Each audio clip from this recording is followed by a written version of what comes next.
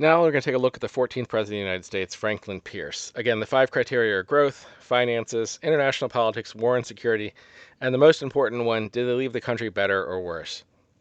First, I want to start off by saying I do not buy into the argument that Pierce's presidency struggled so much because of the tragedy that it began. Pierce and his wife were involved in a train derailment that ended up killing their son. His wife was in mourning for, I think, almost a year. And some scholars have argued that that had distracted Pierce and that he would have made different decisions. I don't buy any of that. Pierce ran on basically what he did and what he agreed with. Pierce seemed to believe that appeasing the South was the way to go.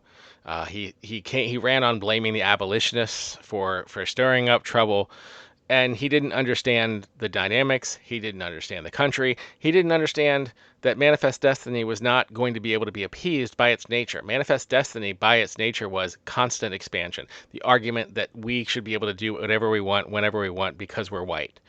And they were already pushing to expand into Cuba. They were pushing to expand into New Mexico from Texas before. There was no point where they were ready to go, okay, we have enough, just leave us alone. That myth is completely wrong. It was never one that you should believe. The states' rights arguments are just frankly false. If there was a states' rights argument, you wouldn't need the Fugitive Slave Act.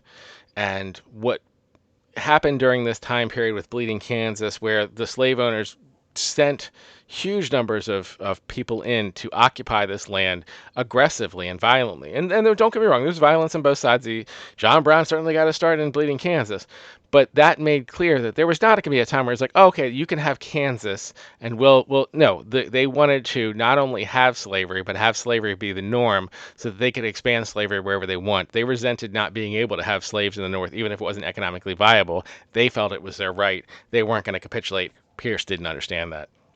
The only thing I can give him credit for in terms of growth, and I'll also give him credit for this on international politics, is the Gadsden Purchase and the Transcontinental Railroad being able to be expanded down on the southern route because of the Gadsden Purchase. But he also vetoed a lot of infrastructure acts and a lot of infrastructure planning. And the fact that Bleeding Kansas went the way it was, that could have been a clean expansion. That could have been, we've got all of this land and we can bring all these people in and just settle it peacefully. And we just didn't, because we decided to not make a decision, to allow things to fester and get worse, and eventually the civilian conflict became a military conflict with the Civil War. But that'll be the next couple presidents. In terms of finances, I'm going to leave it fairly neutral. I can't think of anything, and I didn't see anything that made me think he was particularly good or bad with finances. Obviously, he wasn't investing a lot in infrastructure, so I'm not going to give him very high marks because I don't think he left a country that was doing a huge amount of growth. But I also don't think he left a recession or major problems. That certainly wasn't the issue of the day. Was finances. It was a secondary issue.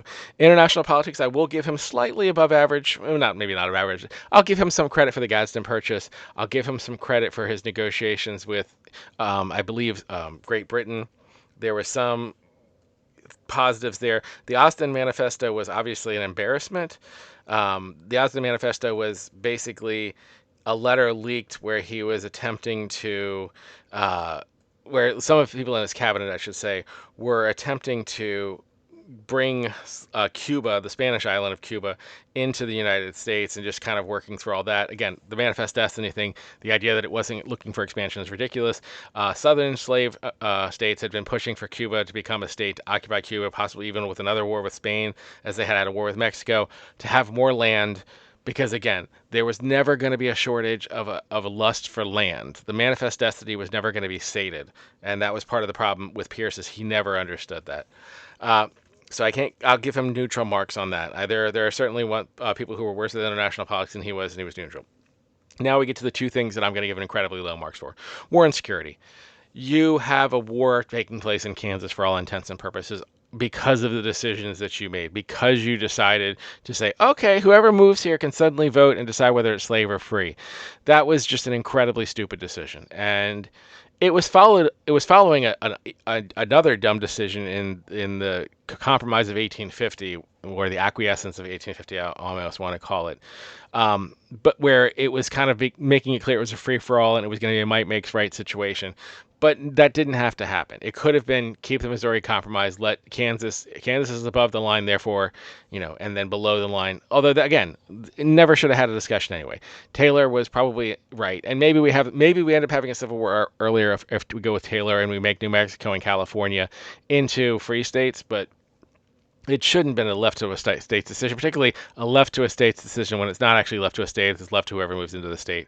Bleeding Kansas is ridiculously bad. And because of that, I don't think there's any debate or discussion that Franklin Pierce left the country significantly worse than he found it. His aggressive enforcement of the Fugitive Slave Act, as if he could appease the Southerners, his bleeding Kansas advocacy that we'll just have a vote, whoever's living there, not understanding that there's no wall around Kansas, people are just going to move in and vote quickly. The leak about the Cuban letter, making it clear to Northerners that he was never going to support them. He destroyed his party, which was impressive. The Democratic Party fractured deeply over that, so badly that no one who was a Democrat could run for president. That's part of why Buchanan ran, because he wasn't in the country when Bleeding Kansas happened. Just awful, awful presidency. So, taking all that consideration, where does it fall?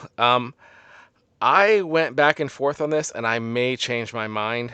I'm going to put him 13th, just above John Tyler, and I'm really on the fence about that. The only thing I can say to Pierce's credit is the Gadsden Purchase was good, and I do want to say that Pierce was handed such a bad hand, whereas Tyler really was handed something that he could have done something with. He could have had a good presidency and didn't.